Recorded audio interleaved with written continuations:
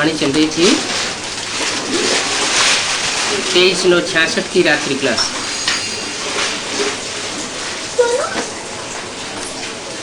बात चल रही थी जबकि बाप स्वयं कहते हैं मेरे बिगर किसी को याद न करो। क्या स्टूडेंट टीचर से पढ़ाई पढ़ता है, स्टूडेंट भी टीचर में के साथ है, स्टूडेंट भी प्रैक्टिकल में है, टीचर भी प्रैक्टिकल में है। तो स्टूडेंट को 8 घंटे टीचर से पढ़ाई पढ़ता है तो कौन याद आएगा? टीचर याद आएगा ना। वहां तो उस दुनिया में ढेर टीचर्स होते हैं, वो हद की दुनिया। और यहाँ बाप जो बेहद की दुनिया स्थापन कर रहे हैं, यहाँ पर एक ही सुप्रीम टीचर है। और तुम पढ़ाई भी किससे पढ़ते हो? एक टीचर से पढ़ाई पढ़ते हो।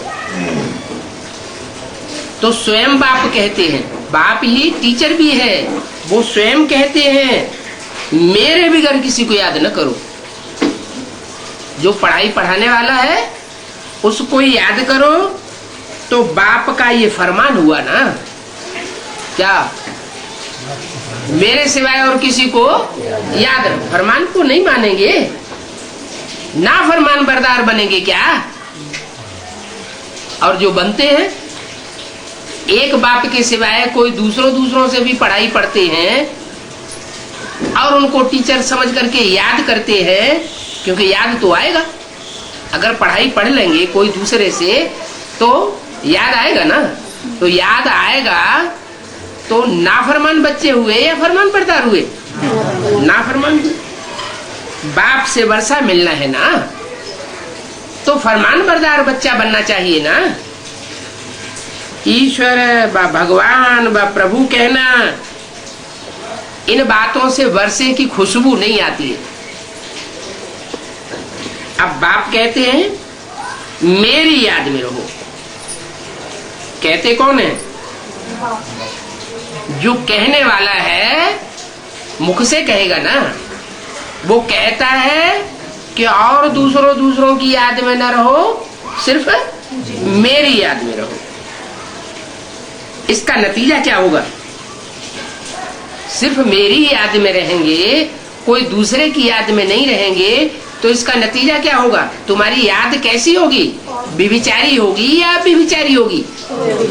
अब विविचारी याद होगी तो तुम्हारी योगाग्नि बहुत तीखी हो जाएगी। उस योगाग्नि से तुम्हारे विकर्म विनाश होंगे। क्या सिर्फ मेरे को याद करेंगे और कोई को याद नहीं करेंगे, तो जो तीखी अग्नि होगी अब विचारी याद की, उससे तुम्हारे सारे विकर्म दग्ध हो जाएंगे। तुम बच्चों को फरमान बरदार बनना है। क्या अभी भी ऐसी गलती होती रहती है? क्या गलती होती रहती है? एक को छोड़ करके अनेकों से सुनते रहते हो, तो नाफरमान हुए ना। यहाँ तो एक से ही पढ़ाई पढ़नी है, एक से ही वर्षा लेना है, एक को ही याद करना है, धंधा आदि भी करना है। ऐसे नहीं कि धंधा आदि छोड़ देना है, पेट के लिए दूसरों से भीख मांगनी है, नहीं।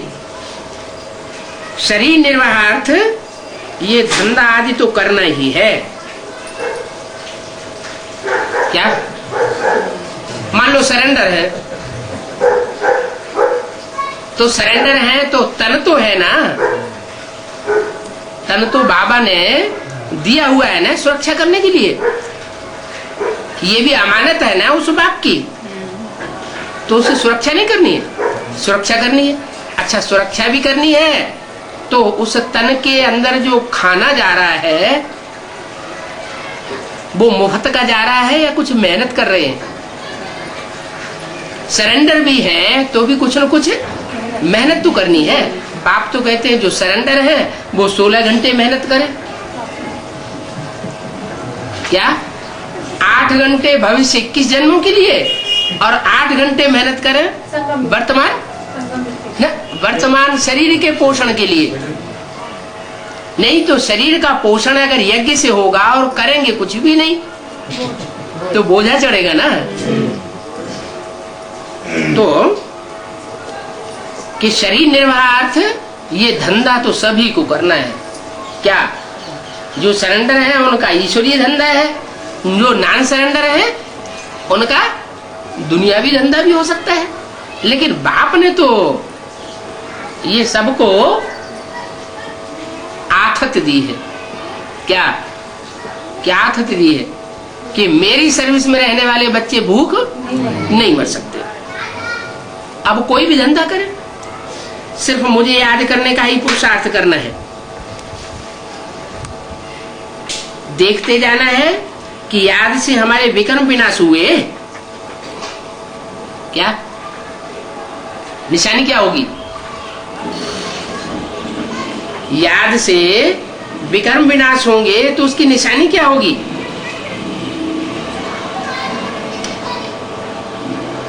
क्या निशानी होगी? मन बुद्धि एकाग्र होगी। याद से जब पाप कर्मों का बोझा भस्म होगा तो हल्कापन महसूस होगा, और जब हल्कापन महसूस होगा तो खुशी रहेगी। किसी के ऊपर ज्यादा वजन लाद दिया जाए तो वजन से तो उसका दर्द करेगा, वजन बढ़ेगा ना। ऐसे ही किसी के ऊपर ज्यादा कर्जा लाद दिया जाता है या ज्यादा कर्जा हो जाता है तो कर्जा कितना अंदर अंदर दुख देता है, उसी में बुद्धि लगी रहती है तो दबा हुआ रहता है ना, खुशी गायब रहती है। इसलिए बाप कहते हैं कोई से कर्जा मत उठाओ। यहाँ भी जो सरेंडर हो जाते हैं और ईश्वरीय सेवा कुछ नहीं करते हैं तो कर्जा उठाते हैं कि नहीं? तो कर्जा उठाते हैं। तो बाप कहते हैं अभी बहुत हल्के फुल्के रहने का टाइम है। अगर खूब बाप की अव्यभिचारी याद में रहेंगे, कोई को याद नहीं करेंगे सिवाय बाप के, तो तुम्हारे पाप कर्म जल्दी जल्दी भस्म होंगे और तुमको हल्कापन महसूस होता रहेगा। जब कर्मातीत अवस्था हो और लड़ाई सामने खड़ी हो तब समझा जाए हमारे विकर्म विनाश हो गए।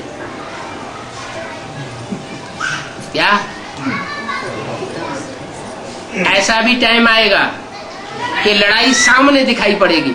ये महाभारत गृह युद्ध है। इस युद्ध से पसार जरूर होना पड़ेगा। ऐसे नहीं हमको लड़ाई झगड़े से क्या मतलब। ये युद्ध जो है वो लड़े बगैर राजाई नहीं मिलेगी।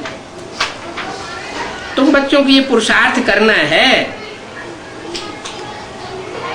बाकी की बातें तो बाप रोज बतलाते रहते हैं। चक्कर कैसे फिरता है, भक्ति मार्ग क्या है, रोज ही सुनते हो। मूल बात है ये देह सहित देह के संबंध संबंधियों को भूल मामेकम याद करो। देह को भी भूलो और देह के जो भी संबंध हैं उन सबको भूलो और सिर्फ माम एकम, मुझे एक को याद करो। कोई दूजम तीजम को याद न करो। माम माना मुझे एक को। ये तो क्लियर बात है, इसमें क्लियर करने की कोई बात गुंजाइश है नहीं।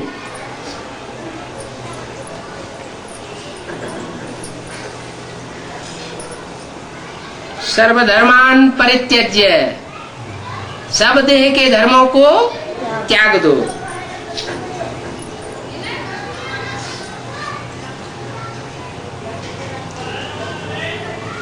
जो भी देह के धर्म है, मैं हिंदू हूं, मैं मुसलमान हूं, मैं ये हूं, ये सब भूलकर अपने को आत्मा निश्चय कर बाप को याद करो। ये मूल बात है। बाकी मुरली तो रोज मिलती है। ये अथाह खजाना है।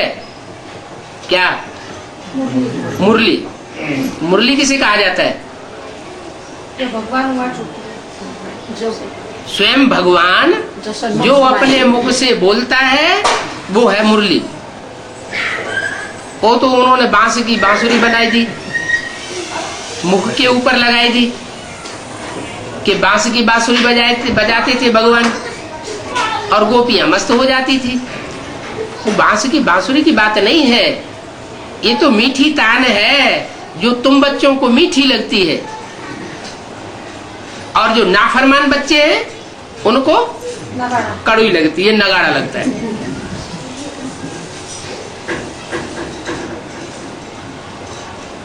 ये अथाह खजाना है। मुरली मिस करना ठीक नहीं है। क्या रोज की मुरली जरूर सुननी है, मुरली खजाना मिल सकती है। ये तो बड़े से बड़ी कॉलेज है, ऐसी ईश्वरीय पढ़ाई में दिलचस्पी लेनी चाहिए।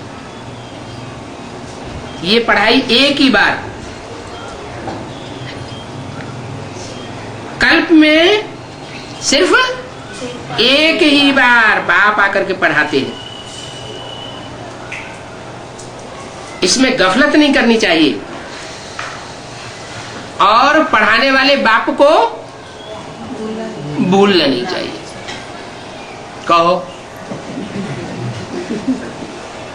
जो औरों से पढ़ाई पढ़ना शुरू कर देते हैं वो एक बाप को भूल गए या नहीं भूल गए?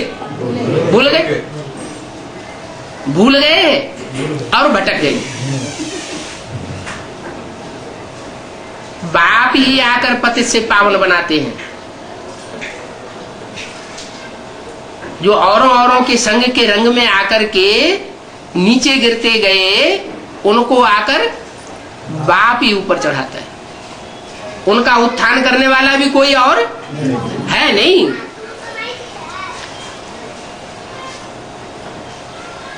हेल्थ वेल्थ अगर मिल जाती है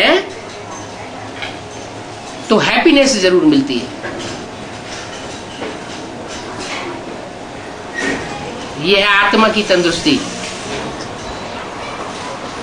सच्चा ज्ञान मिलता है तो आत्मा तंदुरुस्त हो जाती है। और वेल्थ ये ज्ञान रतन है ही, जो 21 जन्मों में स्थूल रतन बन जाएंगे और 21 जन्मों के आधार पर 63 जन्मों में भी जो पुरुषार्थ के संस्कार अभी संगम युग में पढ़ते हैं वो संस्कार वहां भी हमको ऐसी कमाई कराएंगे। तो ये 21 जन्मों की तुम्हारी कमाई हो रही है, भरपूर कमाई है। उसमें कभी गफलत न करो।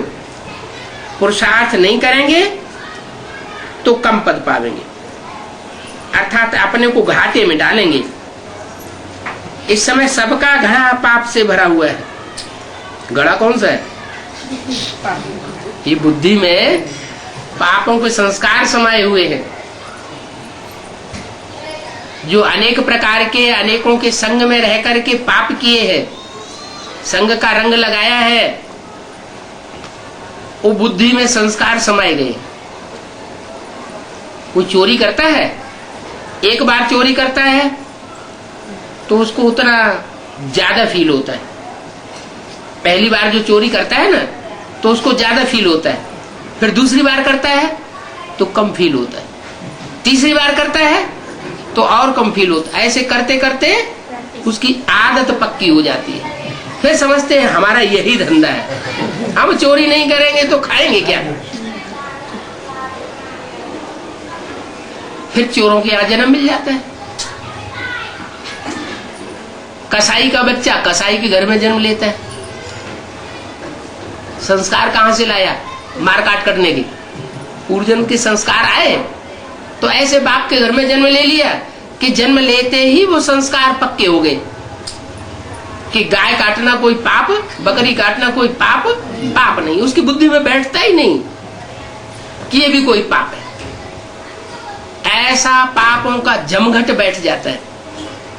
तो बाप कहते हैं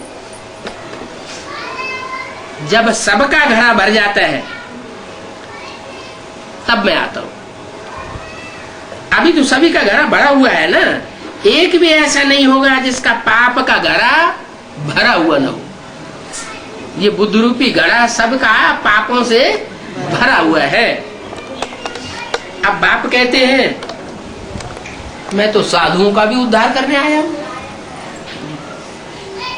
क्या साधु संत महात्माएं तो समझा जाता है ये ज्यादा किसी को दुख नहीं देते, भले दुख नहीं देते हैं तो भी जन्म कहां से लेते हैं? जन्म तो पतित पने से ही मिलता है, दुख से ही जन्म मिलता है। तो मैं इन साधुओं का भी उद्धार करता हूं क्योंकि वो भी धर्म की ग्लानि सिखाते हैं। साधु संत वो भी धर्म की ग्लानि सिखाते हैं। कैसे कैसे सिखाते हैं? परमात्मा सर्वव्यापी है। अरे कितनी भारी ग्लानि कर दी। परमात्मा सर्वव्यापी हो गया तो फिर सभी की बातें सुनो, सभी की पूजा करो, सभी को माथा झुकाओ, जो जैसे चलाए वैसे चलते जाओ और वो ही 2500 साल चलते रहे। जिसने जो कहा सत्यवचन महाराज, किसी ने झूठ कहा सत्यवचन महाराज, सच्चा कहा तो भी सत्यवचन महाराज। अब बाप कहते हैं ये सर्वव्यापी वाला ज्ञान जो है वो सारी सृष्टि को रसातल में ले गया। बुद्धि कहीं एकाग्र हो ही नहीं सकती। मैं कहता हूं कि मैं तो एक व्यापी बनकर के आता हूं। क्या मैं सर्वव्यापी बनकर के नहीं आता हूं? अगर सर्वव्यापी समझेंगे तो बुद्धि भटकती रहेगी। सो भटक गई। कहीं मंदिरों में जाते हैं, कहीं तीर्थों में जाते हैं, कहां कहां भटकते हैं, कहीं साधु संत महात्माओं के पास जाते हैं। अभी मैं कहता हूं मैं सर्वव्यापी नहीं हूं, मैं तो एक व्यापी बनकर के आता हूं। एक व्यापी बनकर के आता हूं तो तुम्हारी बुद्धि में जब ये फिक्स बैठ जाएगा, निश्चय बुद्धि हो जाएंगे कि एक वो स्वरूप है जिसमें बाप आया हुआ है। और एक का जब स्वरूप बुद्धि में बैठ जाएगा तो तुम्हारी बुद्धि में एक ही छप जाएगा, एक की ही याद आवेगी। तो बुद्धि एकाग्र बनेगी या बुद्धि भटकेगी? बुद्धि एकाग्र होगी। तो ये साधु संत महात्मा इन्होंने सबको अधर्मी बना दिया, धर्म भ्रष्ट कर दिया। मैं तो बच्चों का बाप हूं, सर्वव्यापी कैसे होऊंगा? मैं जब आता हूं तब तो आत्माओं को पता पड़ता है कि मैं आत्मा हूं, नहीं तो अपन अपन को देह समझे बैठे। तो मैं आकर के बताता हूं तुम आत्मा हो, ज्योति बिंदु, भ्रकुटी के मध्य में चमकता हुआ सितारा। तुम शरीर नहीं हो। तुम्हारी बुद्धि में जब बैठता है तो तुम अनुभव करते हो, प्रैक्टिस करते हो, तुमको निश्चय हो जाता है कि मैं आत्मा हूं। तो जैसे आत्मा का जन्म हुआ, बेसिक नॉलेज के बतौर एक जन्म होता है और एक एडवांस नॉलेज के बतौर जन्म होता है। बेसिक नॉलेज में सिर्फ इतना जानते हैं कि मैं ज्योति बिंदु आत्मा हूं, भ्रकुटी के मध्य चमकता हुआ सितारा हूं, चैतन्य आत्मा हूं। और एडवांस नॉलेज में आते ये भी पता लग जाता है कि मैं किस धर्म विशेष में पार्ट बजाने वाली आत्मा हूं, कौन से स्थान विशेष में मुझे विशेष विशेष पार्ट बजाने, मैं कौन सी विशेष देश की वासी हूं।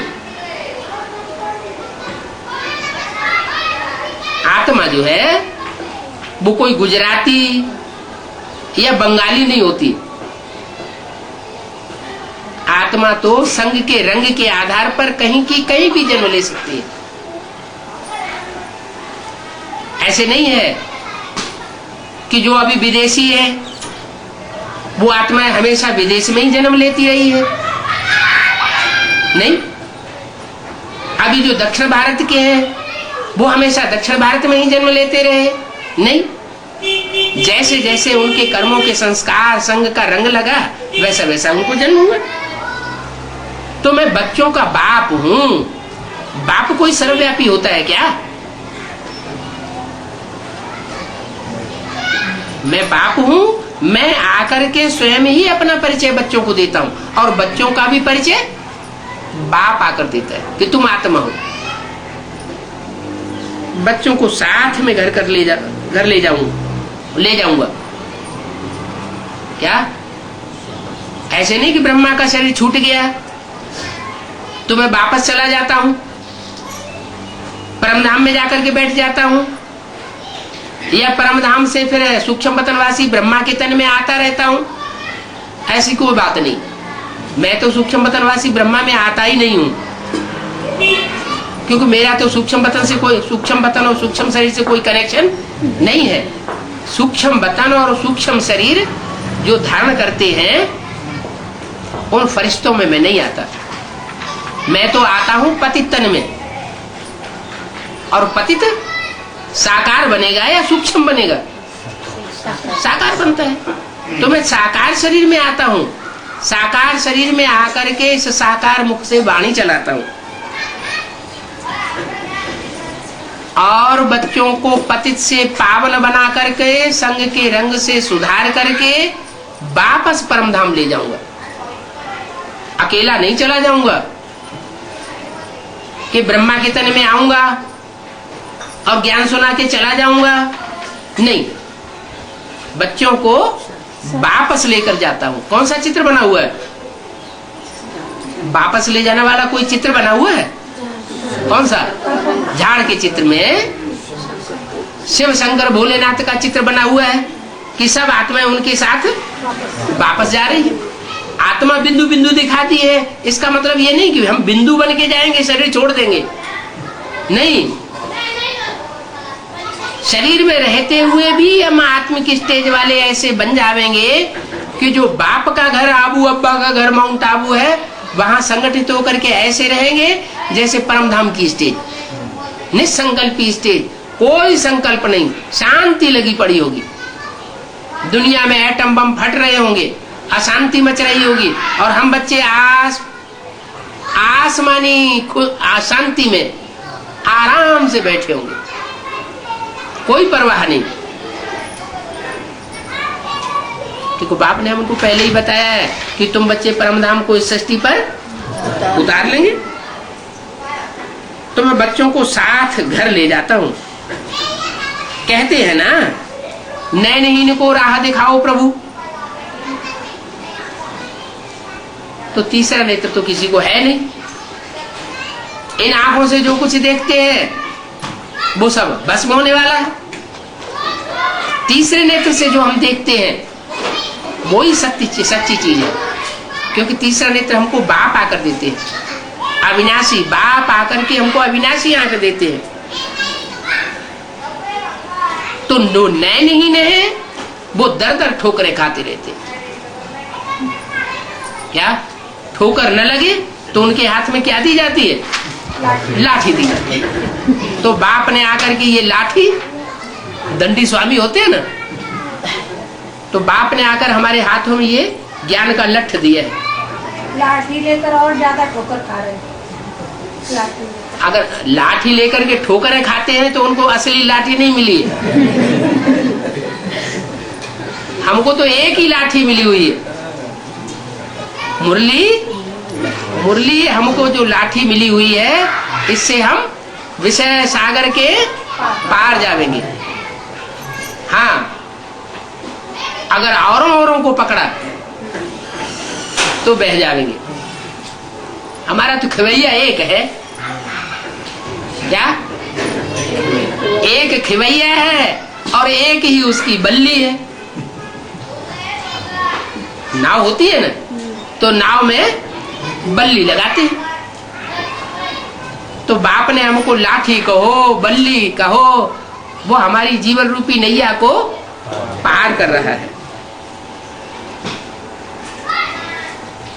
भक्ति मार्ग में दर दर ठोकरें खाते हैं।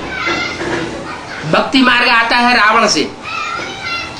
कितने सिर दिखाते हैं? 10 सिर दिखाते हैं। माने 10 लोगों से मत लेते रहते हैं, एक से मत नहीं लेते हैं। उन्हें अनेकों की मत चाहिए। बाप आते हैं फल देने। सबसे जास्ती भक्ति सूर्यवंशी शुरू करते हैं। क्या?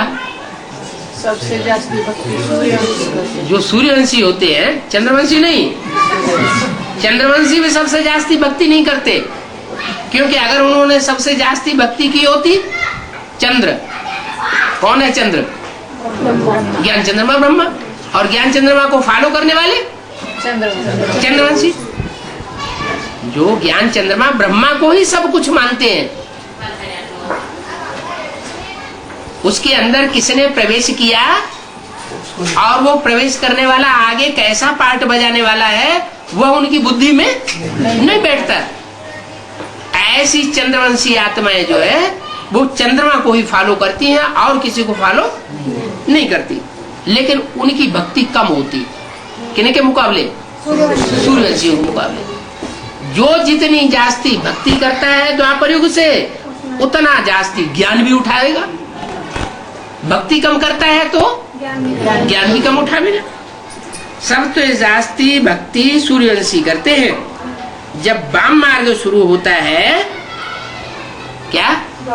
जब उल्टा मार्ग शुरू होता है, उल्टा मार्ग माना द्वापर द्वैत मार्ग, एक मत नहीं, दो द्वैत, दो मतें शुरू हो जाती हैं, दो धर्म शुरू हो जाते हैं, दो कुल शुरू हो जाते हैं। तो द्वापर युग से इब्राहिम, बुद्ध, क्राइस्ट वगैरह आकर के द्वैत फैलाते रहते हैं। द्वैत में से द्वैत, द्वैत में से द्वैत, तो सबकी बुद्धि बिखर जाती है। सब भगवान बन के बैठ जाते हैं, सब शिवो हम कह के बैठ जाते हैं। तो भगवान बाप कहते हैं मैं तो सर्वव्यापी हूं ही नहीं, मैं तो एक व्यापी बनकर के आता हूं, और ये ज्ञान आकर सबसे पहले किसको देता हूं? सूर्य को देता हूं। जिसको पहले पहले ये ज्ञान देता हूं, उससे जो पैदा होते हैं उसको जो फॉलो करते हैं और किसी को फॉलो नहीं करते हैं, वो है मेरे पक्के पक्के सूर्यवंशी बच्चे। सूर्य के बच्चे होंगे तो सूर्य को फॉलो करेंगे। कोई कोई दो के बच्चे होते हैं, क्या होते हैं कि नहीं? एक जन्म देता है और एक पालता है। कृष्ण के बारे में क्या कहा? कृष्ण को एक जन्म देता है और दूसरा पालता है। तो एक तो बाप के संस्कार आएंगे बुद्ध आत्मा में, बाप का खून आएगा कि नहीं, और दूसरा जहां पला है वो पालना के संस्कार भी आत्मा में आएंगे। तो दो प्रकार के संस्कार हो गए ना, है? तो सूर्यवंशी का है, चंद्रवंशी का है? चंद्रवंशी है। चंद्रमा में अपनी रोशनी तो होती नहीं, चंद्रमा स्वयं प्रकाशित होता है या किसी के प्रकाश से प्रकाशित होता है? सूर्य के प्रकाश से प्रकाशित होता है। द्वैत हो जाता है। अभी बाप कहते हैं तुम तो एक को याद करने वाले हो, क्या? एक से ही सारी प्राप्ति करते हो, किसी और से तुम्हें कोई प्राप्ति करने की दरकार रहती नहीं। हिसाब किया जाता है ना,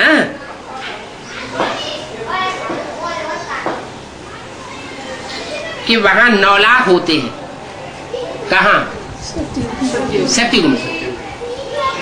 सतयुग कब आएगा? विनाश होने से पहले आएगा या बाद में आएगा? सत्ययुग।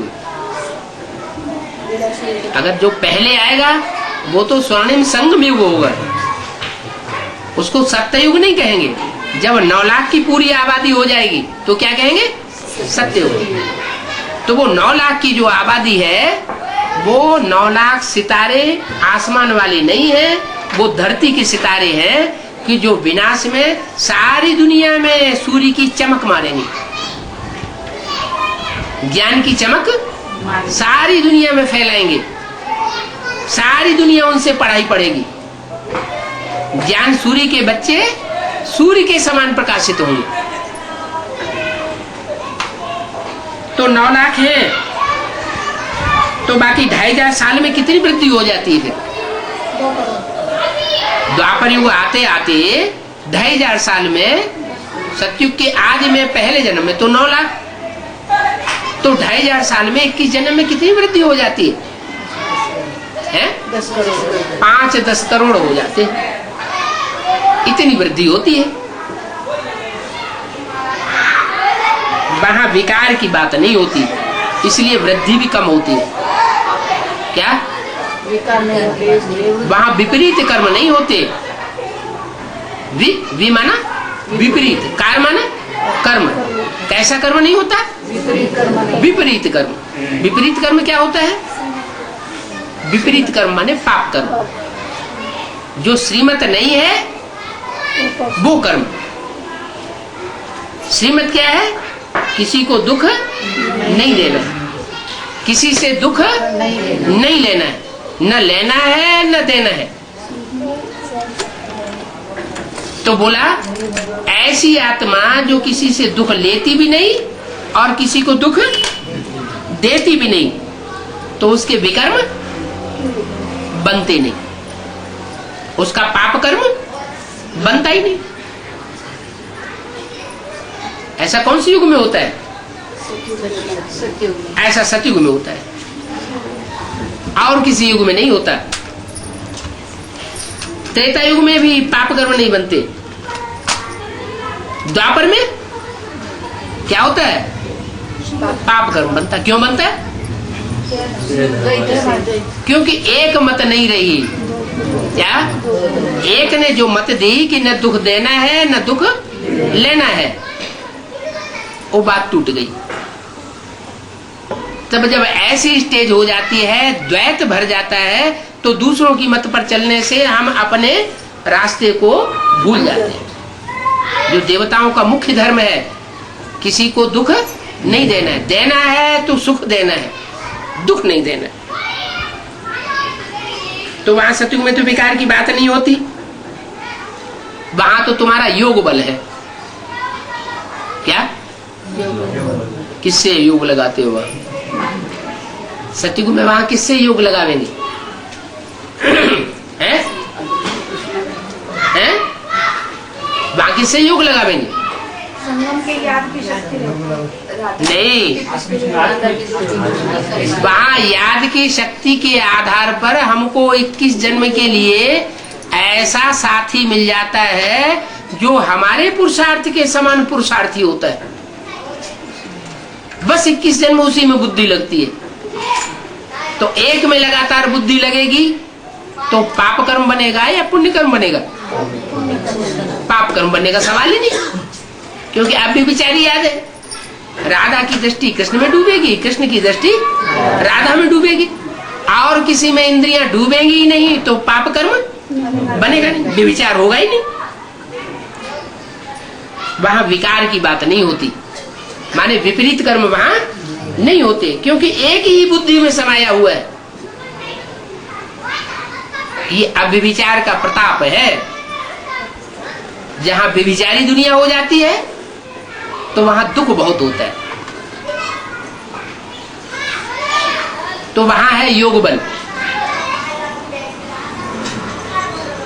और कलयुगी दुनिया में है भोग बल। धीरे धीरे मनुष्य गिरते रहते हैं। इन बातों को भी छोड़, मूल बात है बाप को याद करना। इन सब बातों में भी बुद्धि बिखेरने से ज्यादा अच्छा क्या है? बाप को याद करो। ईश्वर की मत पर चलना है। किसकी मत पर चलना है? ईश। ईश माना शासन करने वाला। सारी दुनिया को शासन करने वाला कौन है? हैं? अरे एक है या दो है या 4, 10, 20 है? एक है जो सारी दुनिया को शासन करने वाला ईश्वर है। तो ईश्वर को याद करना है, ईश्वर की मत पर चलना है, तो पहचानेंगे तब तो मत पे चलेंगे। अगर नहीं पहचाना होगा तो क्या करेंगे? औरों की मत तो एक को छोड़ करके अनेकों को पकड़ते रहेंगे। फिर क्या होगा? द्वैत मत होगी। द्वैत मत होने से व्यभिचारी याद होगी। व्यभिचारी याद होने से पाप कर्म बनेंगे। व्यभिचारी याद होगी तो व्यभिचारी वाइब्रेशन बनेगा, व्यभिचारी दृष्टि बनेगी, व्यभिचारी दृष्टि और वाइब्रेशन बनने से फिर कर्मेंद्रियां भी व्यभिचारी जरूर बनेगी। और कर्मेंद्रियां जब व्यभिचारी बनती है तो पक्का वैश्यालय की शूटिंग करने वाला बन जाता है। अभी बाप कहते हैं ईश्वर की मत पर चलना है और कोई की मत पर नहीं चलना है। ईश्वर एक व्यापी है, क्या सर्वव्यापी नहीं है। अगर कोई अपना ज्ञान सुनाता है तो उससे पूछो ईश्वर कौन है, पहले ये बताओ। अगर वो इधर उधर करता है अगर वो इधर उधर की बात करता है तो समझ लो दाल में काला है। ईश्वर की मत पर चलना है, ये है ही मनुष्य से देवता बनने की गॉडली यूनिवर्सिटी। यहाँ यही खास बात सिखाई जाती है, क्या कि एक को याद करना है और एक की मत पर चलना है, उसको कहते हैं गॉडली यूनिवर्सिटी। अगर दो दो की मत पर चलना है, दो दो चार चार को याद करना है, तो वो है सब डॉगली यूनिवर्सिटी। क्या डॉगली यूनिवर्सिटी जो है, डॉगली पढ़ाई पढ़ाई जाती है। डॉगली पढ़ाई जहाँ पढ़ाई जाती है वहाँ टीचर्स भी अनेक होते, यहाँ तो एक ही सुप्रीम टीचर है। भले निमित्त रूप में कोई बहने बैठा दी गई हो, लेकिन वो हमारी टीचर नहीं है। हमारा तो टीचर एक ही सुप्रीम बाप। ये गॉडली यूनिवर्सिटी क्यों कही गई? क्योंकि एक ही गॉड आकर के इसकी स्थापना करते हैं, एक ही गॉड पढ़ाते हैं। कोई दूसरा यहाँ पढ़ाई पढ़ाने वाला है नहीं, और दूसरे किसी की दाल यहाँ गलने वाली है नहीं। किसके ऊपर? जो आत्मा रूपी बच्चे बने होंगे उनके ऊपर, जो देहाभिमानी बने होंगे उनके ऊपर तो दूसरों का भी असर पड़ेगा। क्यों? क्योंकि डॉगली स्टूडेंट बने। बाबा जो इधर उधर भटक रहे हैं ना, हाँ, ये थोड़े 9 लाख में जन्म लेंगे। इधर उधर भटक रहे हैं तो वो भटकने वाली दुनिया में जन्म लेंगे, कन्वर्ट होने वाली दुनिया में जन्म लेंगे, या सीधे सीधे चलेंगे? क्योंकि शिवालय में तो एक बात बताओ, जो 83 जन्म लेने वाले होते हैं, 82 जन्म लेने वाले होते हैं, वो कन्वर्ट होते हैं, या 84 जन्म लेने वाली जो बीज रूप आत्मा है वो कन्वर्ट होती हैं?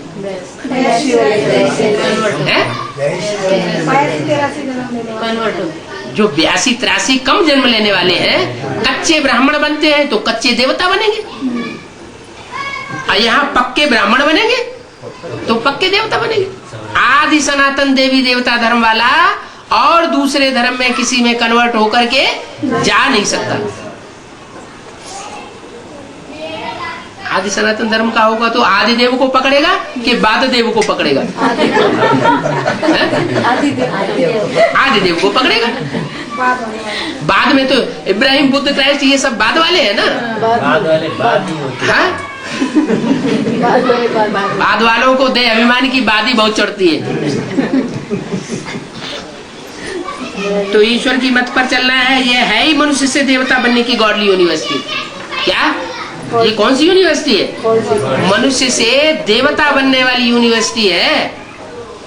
और देवताएं 16 कला संपूर्ण को कहा जाता है। देवताएं वो हैं जो पूरे 84 जन्म लेते हैं।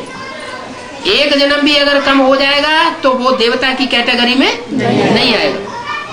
वो अधूरा ब्राह्मण है और अधूरा देवता बनेगा।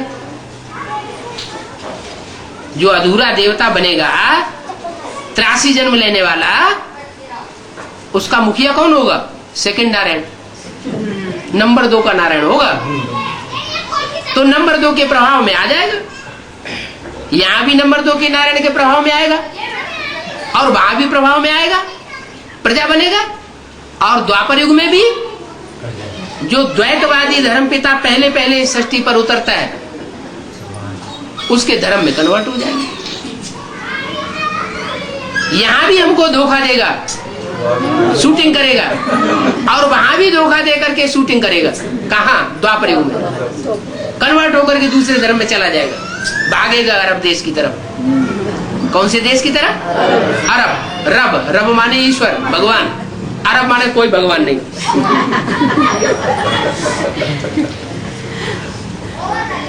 अभी तक तो बुद्धि में बैठा था ना कि भगवान आया हुआ है, निश्चय पत्र लिख के दिया ना, और छोड़ करके भाग गए दूसरी तरफ। इसका मतलब है अरब। तो रब वाले हुए कि अरब वाले हुए? अरब देशवासी हो गए।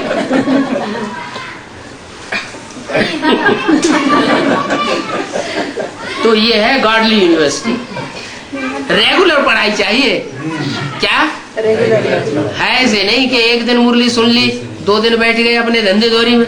नहीं, ईश्वरीय पढ़ाई का महत्व चाहिए। 1 हफ्ते का कोर्स भी पूरा किया होगा तो भी मुरली अच्छी रीति समझ में आ जाएगी। क्या 7 दिन का कोर्स भी अगर पूरा किया होगा तो भी मुरली तो अच्छी तरह समझ में आती रहेगी।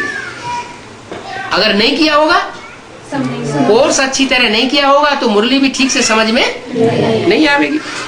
बहुत सहज बात है। चक्कर को याद करना। क्या चक्कर को याद करना। क्या याद करना? सतयुग त्रेता द्वापर कलयुग संगम युग, सतयुग त्रेता द्वापर कलयुग संगम युग। ये ऐसे रट्टा लगाना, ये बहुत सहज है।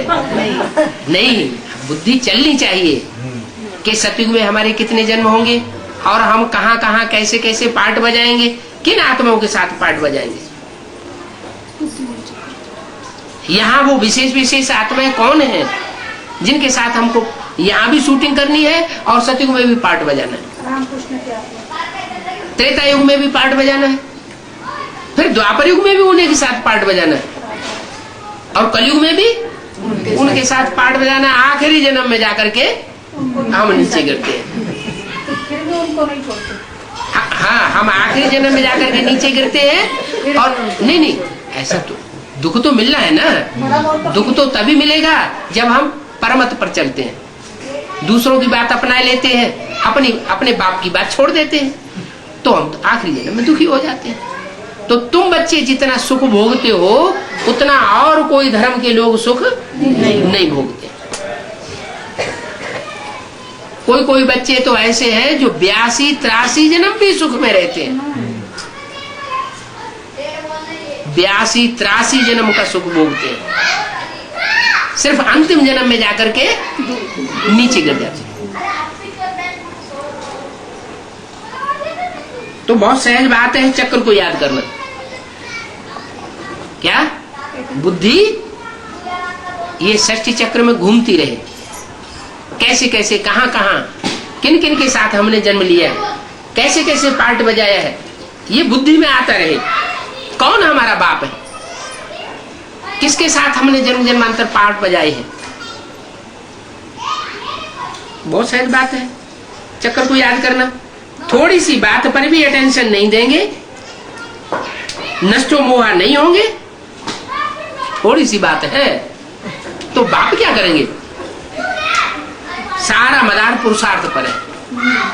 क्या किस पर है?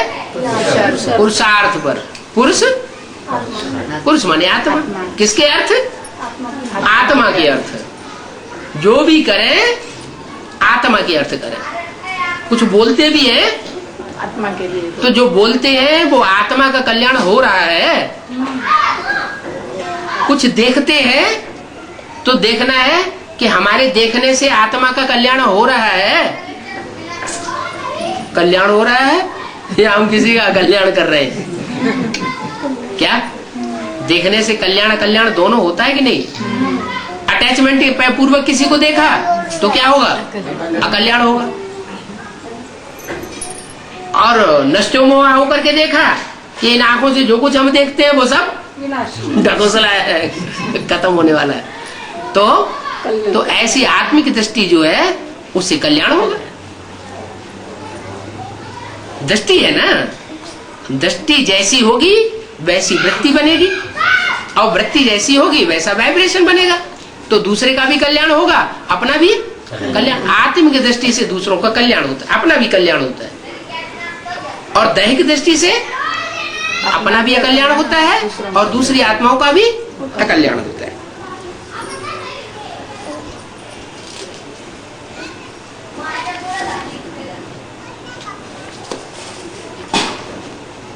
तो कल्याण का काम करना चाहिए, कल्याण का काम करना चाहिए, है कल्याण का काम करना चाहिए। देखे तो भी चेकिंग करते रहे, क्या है, क्या हम कल्याण कर रहे हैं अपना और पराया, अपना और सामने वाले का हम कल्याण कर रहे हैं, कल्याण कर रहे हैं। बात कर रहे हैं तो भी चेकिंग करें कि हमने जो बात की, कोई कोई की तो आदत ऐसी होती है, जो भी बात करेंगे वाइब्रेशन खराब कर देंगे, कुछ न कुछ ऐसी ऐसी बात कह देंगे जिससे देहभान बढ़े, बिना देहभान बढ़ाए उनको चैन नहीं आता है। तो वो पाप कर्म तो नहीं हो रहा है हमारी वाणी से। ऐसे ही कर्म इंद्रिय, ज्ञानेन्द्रियां और भी हैं। आंख तो सबसे श्रेष्ठ ज्ञानेन्द्रिय, और भी तो ज्ञानेन्द्रिय है। कान श्रवणेन्द्रिय है, कान श्रवणेन्द्रिय, हम जो बात सुनते हैं उस बात को हमें धारण करना है, कान में अंदर समाये लेना है, या एक कान से सुन के दूसरे कान से निकालना है। अगर श्रीमत के अनुकूल बात हमें किसी ने सुनाई तो हम उसे धारण करें, उससे हमारा कल्याण होगा, दूसरे का भी कल्याण होगा। अगर हमने ऐसी कोई बात सुन ली जो श्रीमत के बरखिलाफ है, क्या श्रीमत से बरखिलाफ सबसे बुरी बात दुनिया में कौन सी है? जो हमें दुनिया वालों ने सुनाई, सर्वव्यापी, क्या सर्वव्यापी वाली बात जो है, कोई हमें ज्ञान सुनाता है, कुछ भी सुनाता है, तो उसमें ये देखो कि इसने जो कुछ हमको सुनाया उससे परमात्मा बाप सर्वव्यापी साबित होता है या एक व्यापी साबित होता है? जो कुछ भी सुनाया, उस सुनाने वाले ने जो सुनाया, उस सुनाने से बाप ये सर्वव्यापी साबित कर रहा है कि एक व्यापी साबित कर रहा है? ये देखना चाहिए। अच्छा, ये विष्णु पार्टी और ये कृष्ण पार्टी, ये दुनिया भर की पार्टियां निकल रही है, ये जो कुछ सुना रही है उससे बाप एक व्यापी साबित हो रहा है या अनेक व्यापी साबित हो रहा है? तो अनेक व्यापी साबित हुआ तो कल्याण होगा क्या कल्याण होगा? अकल्याण की शूटिंग हम कर रहे हैं, यहाँ भी अकल्याण की शूटिंग करेंगे और फिर द्वापर युग से भी अकल्याण की शूटिंग करेंगे, अपना भी अकल्याण करेंगे, दूसरों का भी अकल्याण करेंगे। तो क्या होगा, हमारे दुख के जन्म ज्यादा हो जाएंगे और सुख के जन्म कम होंगे। बाप तो कहते हैं मेरे बच्चे ज्यादा से ज्यादा जन्म सुख हो गए, सुखदाता बाप के बच्चे हैं। क्या वो धर्म पिताएं तो ऐसी ऐसी पढ़ाई पढ़ाते हैं जो दुखदाता बन जाते हैं, उनको फॉलो करने वाले भी दुखी बन जाते हैं। हमको तो पढ़ाने वाला कौन है? हमको पढ़ाने वाला है सुखदाता बाप, उसका टाइटल है सुखदाता। क्या आंख से देखेगा तो भी सुख होगा, कोई भी कर्म इंद्रिय से कर्म करेगा तो भी सुख होगा, ज्ञान इंद्रिय से जो भी काम करेगा वो भी सुख होगा, रिजल्ट में दुख नहीं हो सकता। उसका नाम ही है शिव। क्या हर हालत में वो कल्याणकारी है, किसी भी तरीके से अकल्याण करता ही नहीं है। तो सुखदाता बाप के बच्चे भी कैसे होने चाहिए? सुखदाई होने चाहिए। कर्म तो सब करते हैं, लेकिन कर्म करने के पीछे भाव क्या है? क्या जो भाव है वो प्रधान है। कोई भी कर्म के पीछे भाव क्या है? गाय जा रही है, कसाई पीछे से पीछा कर रहा है, हमने झूठ बोल दिया, क्या इधर नहीं जा रही है, वो तो उधर चली गई, तो बोला तो हमने झूठ, भले झूठ बोला लेकिन भाव क्या है? वो गाय की सुरक्षा हो जाए तो कसाई तो उसे काट देगा, है? अब यहाँ वो गाय की बात नहीं है, यहाँ कौन सी गई है? ह्यूमन गऊ है, ये कन्या माताएं गऊ है। आजकल कसाई उनके पीछे पड़े हुए, कन्या माताएं किसी तरह अपना पल्ला छुड़ा करके आश्रम में सरेंडर होने के लिए आती है, कसाई पीछे पड़ जाते, वो उल्टी बातें करने लग पड़ते हैं। यहाँ आश्रम में ऐसे होता है, यहाँ आश्रम में वैसे होता है। अरे तुम्हारी दुनिया में क्या होता है? यहाँ तो आपने सारी पोल पट्टी मुरली में खोल दी है एक एक की। बाप तो कहते हैं आज बाप बच्ची को नहीं छोड़ता, मामा भांजी को नहीं छोड़ता, भाई बहन को नहीं छोड़ता, जीजा साली को नहीं छोड़ता, तो दुनिया में क्या लगा पड़ा है? बाप आकर के जो कुछ देते हैं वो और दुनिया में कोई दे ही नहीं सकता। वो सुखदाता है, उसको दुखदाता का टाइटल कोई देना चाहे तो उसको मिल नहीं सकता। सूर्य के ऊपर कोई कीचड़ उछाले, कीचड़ ले इकट्ठा करे तो क्या होगा? वो कीचड़ वापस ही आएगा, उसी के मुंह पे पड़ेगा आके। थोड़ा टाइम लगेगा लेकिन गिरेगा वहीं आके। इसलिए निश्चिंत रहना चाहिए। क्या किस बात से? कोई ग्लानि करता है तो उससे प्रभावित नहीं होना चाहिए। कोई हमारी ग्लानि करता है, हमारे बाप की ग्लानि करता है और हम प्रभावित है, कैसे कैसे करता है, हमसे नहीं सुना जाता, हम नहीं सुन सकते, हम मार पिटाई कर देंगे। नहीं, हम इसके निमित्त न बने। एक कान से सुने, दूसरे कान से निकाल दे। हमारे कान कच्चे थोड़े ही हैं, हम तो पक्के कान वाले। भले कोई हमको कितना भी सुनाता रहे। टेप रिकॉर्डर बजता रहे, अच्छा ढोल मजीरे बजते रहे, अच्छा एटम बम फटते रहे और हम बाप की याद में बैठे रहे, तो क्या कहेंगे? हमारी स्मृति पक्की है या कच्ची है? पक्की है। अगर हमको प्रभाव पड़ता है बाहरी तो हम कच्चे हैं। इसलिए ये टेप रिकॉर्डर बजा बजा करके याद करना, ये भी कच्चापन है। कोई माँ होती है वो अपने बच्चे को याद करती है, बच्चा लंदन में पढ़ाई पढ़ रहा है तो क्या ढोलक मजीरा बजा बजा के याद करती है? ये ओरिजिनल याद है या डुप्लीकेट याद है? डुप्लीकेट। तो भगवान को डुप्लीकेट याद क्यों करना? भगवान नहीं देखता ये हमको डुप्लीकेट याद कर रहे हैं? अंदरूनी लगन नहीं है तो ढोलक मजीरा बजाए रहे। बाप कहते हैं याद भी कैसी होनी चाहिए? ओरिजिनल याद होनी चाहिए, सच्ची याद होनी चाहिए, लगन होनी चाहिए, प्यार होना चाहिए परमात्मा के प्रति कि हमको उससे क्या मिलता है। जन्म जन्मांतर के लिए प्राप्ति होती है, एक जन्म की प्राप्ति नहीं है। 21 जन्मों की प्राप्ति, और 21 जन्मों के आधार पर 63 जन्मों की भी प्राप्ति है। आधार पर कैसे? हाँ, यहाँ 21 जन्मों का हमने जो पुरुषार्थ किया है ना प्राप्ति का, उस 21 जन्मों के आधार पर हमारी प्रैक्टिस पड़ गई। क्या? याद की भी प्रैक्टिस, कर्म करने की भी प्रैक्टिस, सेवा करने की भी प्रैक्टिस, दैवी गुण धारण करने की भी प्रैक्टिस। ये जो प्रैक्टिस हम तीव्रता से धारण करते हैं वो 63 जन्मों में वो संस्कार हमारे साथ रहते हैं तीव्र पुरुषार्थ करने के। यहाँ जितना हम तीव्र पुरुषार्थी बनेंगे वो तीव्र पुरुषार्थ के संस्कार वहां भी जाएंगे। जैसे बाबर है, बाबर छोटा सा सिपाही था और क्या बन गया? भारत का सम्राट बन के बैठ गया। तो एक ही जन्म में इतना भारी पुरुषार्थ कैसे कर लिया उसने? ये संस्कार थे उसके, ये संस्कार करने के पुरुषार्थ होते हैं। पुरुषार्थ यहाँ किया है उन आत्माओं ने, तो जो पुरुषार्थ किया है वो पुरुषार्थ बाप हमको सिखाते हैं। ऐसा तीव्र पुरुषार्थी और कोई बना नहीं सकता जो बाप हमको तीव्र पुरुषार्थी बनाते हैं। ऐसा तीखा ज्ञान और किसी का है ही नहीं। कैसा?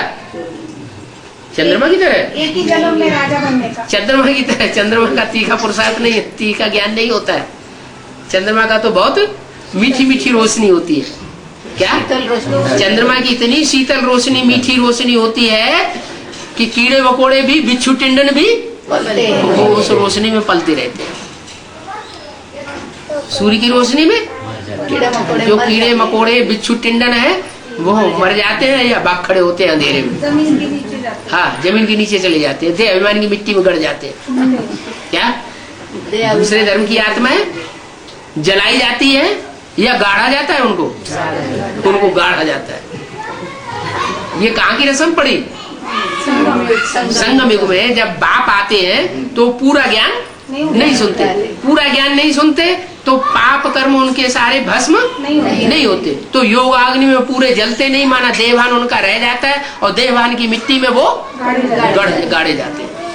यहाँ देवान की मिट्टी में गड़ेंगे तो वहां भी 63 जन्म देवान की मिट्टी में उनका शरीर गाड़ा जाता रहेगा। जलाएंगे। और यहाँ जिन्होंने अपने देवान को योगाग्नि में जलाया होगा, क्या पक्का पक्का जला करके खाक कर दिया होगा, क्या कुछ भी बाकी न बचे, तो वहां भी जन्म जन्मांतर उनके शरीर जलाते रहे। हिंदू धर्म में जलाते हैं। बच्चा होता है ना, तो बच्चे को जलाते नहीं है, क्या करते हैं? गाड़ देते हैं। क्यों? क्योंकि उसके विकल्प कुछ बने ही नहीं ना। नहीं, यहाँ भी जो बच्चा बुद्धि होते हैं ज्ञान में पूरा ज्ञान नहीं उठाते, बच्चा बुद्धि बन के रह जाते हैं, तो वो देवान की मिट्टी में गड़ते जरूर है। जैसे बेसिक नॉलेज वाले, बच्चा बुद्धि वाली नॉलेज है ना, बेसिक नॉलेज है ना, छोटे छोटे बच्चों की पढ़ाई है। एडवांस नॉलेज तो वो पढ़ते ही नहीं। तो फिर अगर जब वो मरेंगे तो देवान की मिट्टी में गड़ेंगे। तो सारा फाउंडेशन यहाँ पड़ता है, क्या सारा फाउंडेशन यहाँ पड़ता है। 21 जन्मों का भी फाउंडेशन यहाँ पड़ रहा है और 63 जन्मों का भी फाउंडेशन यहाँ पड़ रहा है। रावण राज्य का भी फाउंडेशन यहाँ पड़ रहा है और राम राज्य का भी फाउंडेशन यहाँ पड़ रहा है।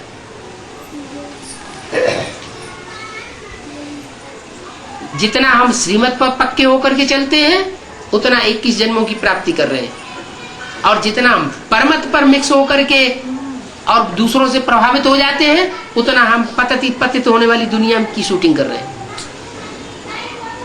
क्योंकि हर आत्मा जो सतयुग में जाती है वो त्रेता युग में, द्वापर युग में गिरती तो है ना। ऐसी कोई आत्मा है जो सतयुग में जाए सूर्यवंशी बने और त्रेता में जाके चंद्रवंशी न बने? हर मनुष्य आत्मा को नीचे गिर करके सूर्यवंशी से चंद्रवंशी जरूर बनना पड़ेगा। फिर द्वापर युग में वैश्यवंशी विषयस विषय विकारों को भोगने वाला जरूर बनना पड़े, चाहे वो रामकृष्ण की ही आत्माएं क्यों न हो, उनको भी नीचे गिरना पड़ता है। हाँ, ये हो सकता है कि कोई आत्माओं की गिरने की गति धीमी होगी, माने जो ज्यादा श्रीमत पर चलने का यहाँ पुरुषार्थ करेंगे उनकी गिरने की गति धीमी होगी, और जो यहाँ श्रीमत पर चलने का ध्यान नहीं देंगे, बाबा के महावाक्यों पर ध्यान देते ही नहीं, बाबा की पढ़ाई का ध्यान देते ही नहीं, मुरली रोज ध्यान से पढ़ते ही नहीं, जो पढ़ाई पे यहाँ ध्यान नहीं देते, तो उनका फिर शूटिंग कैसी होती है? जल्दी से नीचे गिर जाएंगे। ज्यादा पाप करते हैं तो ज्यादा पाप करने से आत्मा जल्दी नीचे गिरती है।